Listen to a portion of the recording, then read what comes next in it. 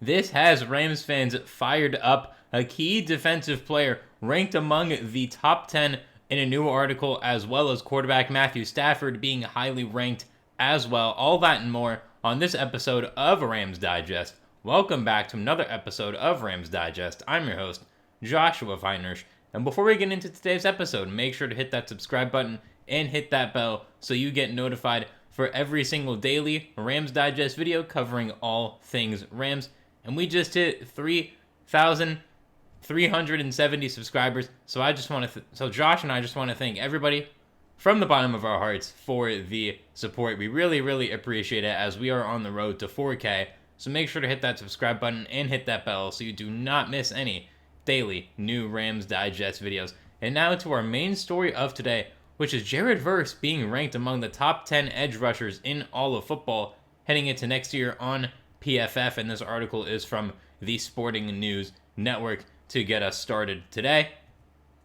And the Los Angeles Rams struck gold in the 2024 draft when they drafted Florida State edge rusher Jared Verse in the first round, who's turned out instant production.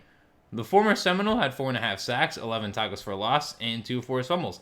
His efforts earned him Defensive Rookie of the Year honors and has also put him in the discussions of the best edge rusher in the NFL already, heading into only year 2. And PFF ranked their top 10 edge rushers in the league, and Verse was ranked 8th.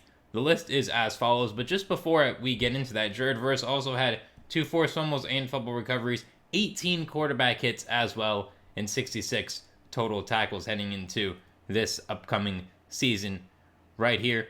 And as we look at this list, obviously from number 10 going on up, at number 10, Khalil Mack of the Chargers, number 9, Will Anderson of the Texans, number 8, our very own Jared Verse, number 7, Trey Hendrickson from the Bengals. Bengals, please pay him so you have a chance to win the Super Bowl. Please pay him. Number 6, Max Crosby from the Raiders. Number 5, Aiden Hutchinson from the Lions. Number 4, Nick Bosa of our rival Niners. Number 3, TJ Watt of the Steelers. Number 2, Micah Parsons of the Cowboys. And number 1, Myles Garrett of the Browns. Now, I think that top 3 is pretty straightforward. I completely agree with it. I would have TJ Watt ahead of Micah Parsons if they are healthy, although it is quite close. The rest of this list, Nick Bosa 4, I agree. Aiden Hutchinson is a tad bit high just because he's coming off of that leg injury that he suffered against the Cowboys midway through last season. I did see he's been fully cleared. That's a good sign for the Lions. Hopefully he's fully healthy. And the rest of this list, I would have to agree. I would say these are the top 10 edge rushers in the entire NFL. I fully believe Jared Verse is up there. Now you can make a case that Khalil Mack right now, based off of last season, is better. Will Anderson, coming off of a dominant year, 2 dominant young defensive players there at 8 and 9, and Jared Verse and Will Anderson, take your pick there, honestly.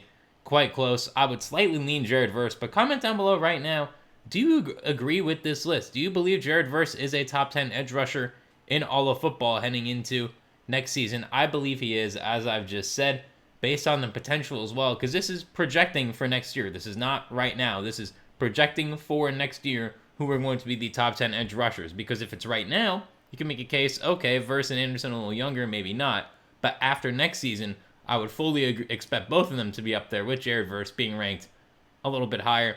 Another interesting part of this list is the Trey Hendrickson because we'll see where he ends up playing next year, because we don't know if, and hopefully for the Bengals' sake, that they do agree to a contract, because I'm a big Joe Burrow guy on this channel. We'll get to that in a little bit when we talk about Stafford and his ranking, and you'll see just how big of a Joe Burrow fan I am, but I do really think Trey Hendrickson is so underrated on most lists. This list he's not, but most lists he is, and the Bengals absolutely need to re-sign him. However, Jared Verse, number 8, I fully agree. I love to see him getting the props he deserves, because he is going to be really the leader of this young defense. I get Omar Spates was the signal caller last year and probably will be again, but definitely someone to keep an eye on for a potential defensive player of the year run, especially if the Rams can perform record-wise as well as we think they can on this channel. And it's evident that Verse is already a star, and the Rams continue to quietly be one of the NFL's top drafting teams. And this is a very, very important point to note, because a lot of teams, after you win a Super Bowl, you have your window of a few more seasons. Again, the Patriots really excluded from this because of the Tom Brady thing, but most teams you have that a few years of a window, then you're bad for a few years, and a few years of a window again. And for the Rams, based off of their drafting, they're going to have tough decisions to make about who to pay, who to let go, who to trade because some of these players may not fit in your future, but fit some other team's future. And with the Rams being such a great drafting team, that I always, as a Rams fan, feel like every draft that players are going to hit. They're not all going to be Pro Bowlers. They're not all going to win, MVP, Offensive Player of the Year, Defensive Player of the Year, but everyone's going to be an impactful player to the team, which I think is very important, and that can't be overstated enough by the late round draft picks that the Rams have made throughout the years as well. And something to note about Jared Verse, 6'4", 250 as well. Elite size for that edge rusher position, especially height-wise, weight-wise, speed-wise. He's got the whole package. Coming out of the draft, I think a lot of people forget that there were some effort questions about Jared Verse. I heavily disagreed with that because he was on a good Florida State team, and I was like, he's going to want to prove it in the NFL. And yeah, there were 0 effort questions last year, and I highly doubt there's going to be for the future going forward. He's been mentored by Aaron Donald, which is absolutely amazing, being mentored by, in my opinion, the best defensive player of all time. I know that's a hot take. Comment that down below as well. Who was the best defensive player of all time? I know we can have some secondary players in there as well. I do believe it's Aaron Donald. Biased or unbiased, that is my honest opinion. Let me know in the comments. I really want to see that one coming. And also, before we get any further in this video, I do just want to take a second to shout out Memorial Day and shout out our armed servicemen and women, the troops of the United States. It's a very important day here in the U.S. And like this video for support of the armed services. It's very important that we support and we remember anyone who has fallen in the line of duty today. Every day, but especially today, since it is Memorial Day.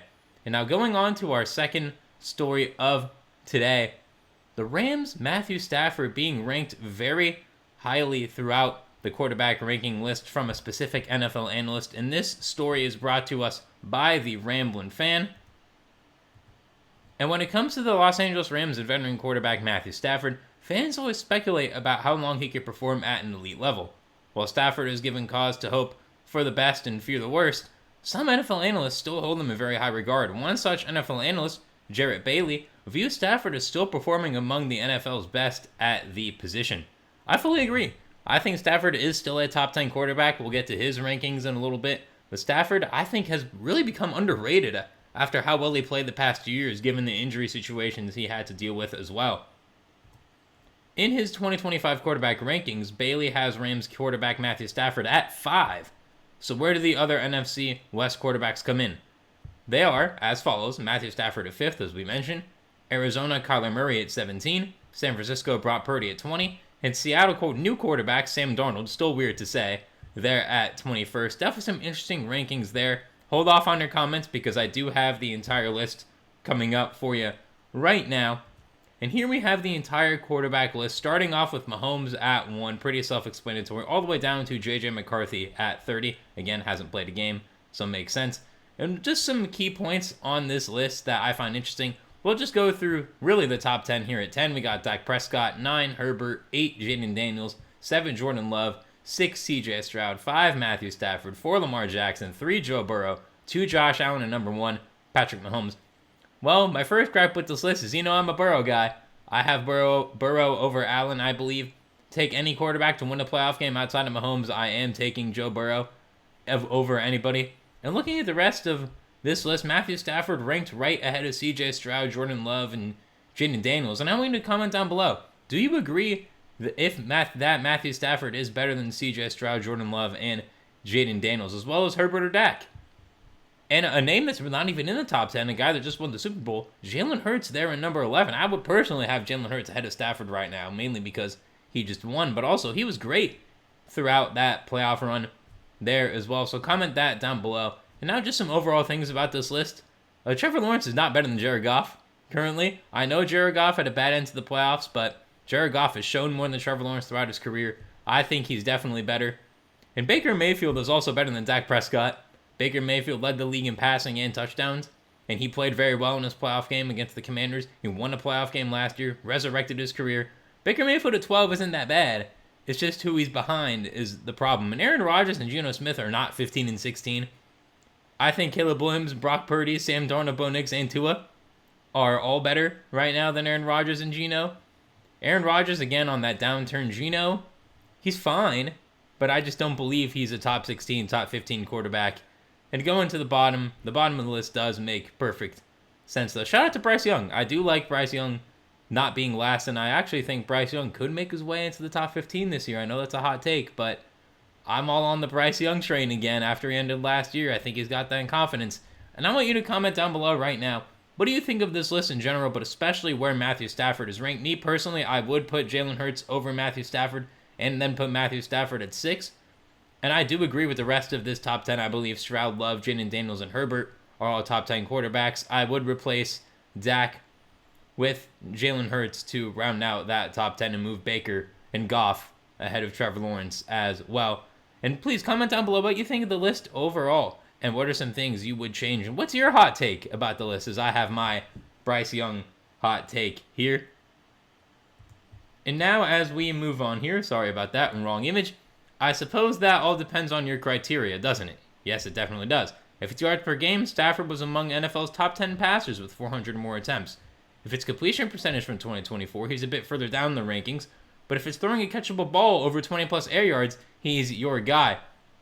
And that's important. Over 20 plus air yards making catchable balls available to wide receivers. Again, it's on the receiver to catch the ball. But if you throw a good ball, in receiver's own words, you got to catch it. If it hits your hands, you got to catch it.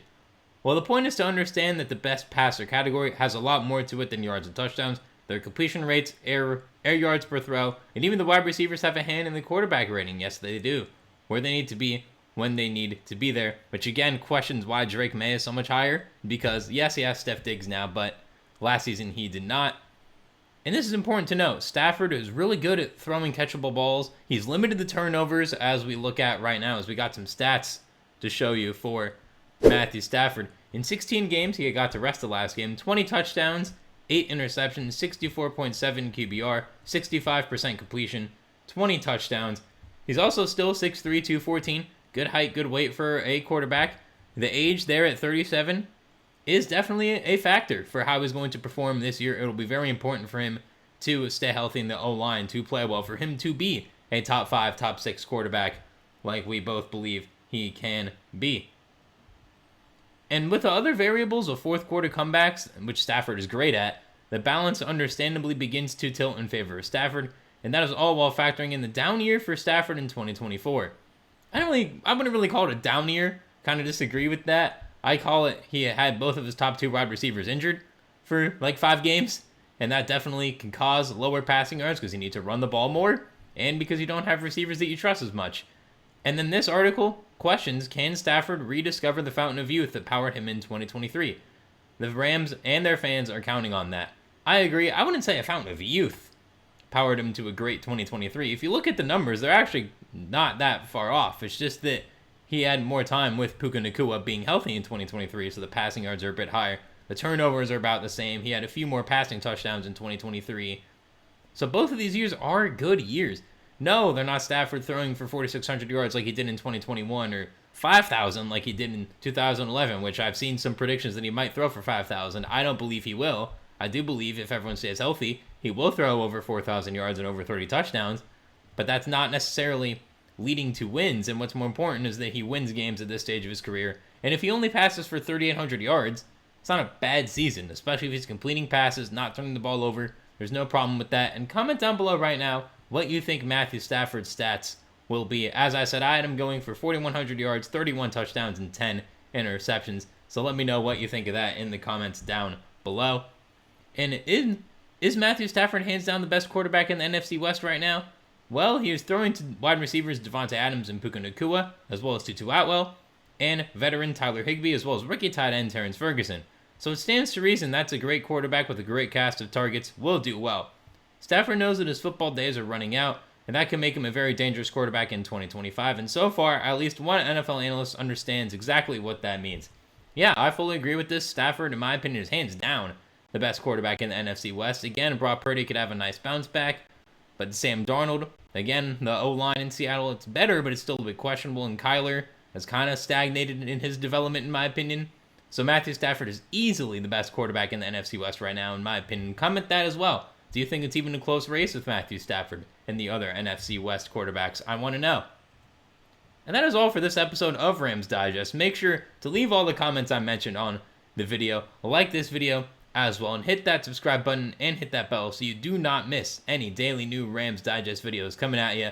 I've been your host, Joshua Finehirsh. I hope you have a great rest of your day, and I'll see you soon for another episode of Rams Digest.